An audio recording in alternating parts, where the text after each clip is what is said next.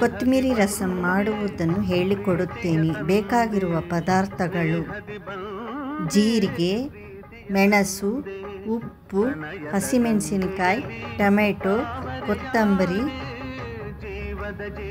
ಎಲ್ಲವನ್ನು ಮಿಕ್ಸಿಗೆ ಹಾಕಿಕೊಳ್ಳಬೇಕು. ಅರ್ಧ ಟೊಮೆಟೊವನ್ನು ಮಿಕ್ಸಿಗೆ ಹಾಕ್ಕೊಳ್ಳಿ. ಬೆಳ್ಳುಳ್ಳಿ, ಕೊತ್ತಂಬರಿ, ಮೆಣಸಿನಕಾಯಿ, ಟೊಮೆಟೊ, ಮೆಣಸು,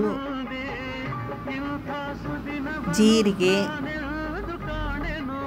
ಉಪ್ಪು ಇವೆಲ್ಲವನ್ನು ಮಿಕ್ಸಿಗೆ ಹಾಕಿಕೊಳ್ಳಿ.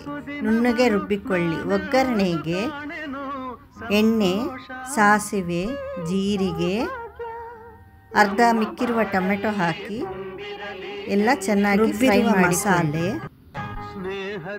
ಸ್ವಲ್ಪ ಹುಣಸೆ ರಸ ಸೇರಿಸಿ, ಅರಿಶಿನ ಸೇರಿಸಿ. ನಮಗೆ ಘಮ ಘಮ ಎನ್ನುವ ಕೊತ್ತಂಬರಿ ರಸಂ ತಯಾರಾಗಿದೆ. ಇದು ಚಳಿಗಾಲದಲ್ಲಿ ತುಂಬ ಹಿತಕರ. ನಮ್ಮ ಚಾನಲನ್ನು ಸಬ್ಸ್ಕ್ರೈಬ್ ಮಾಡಿ.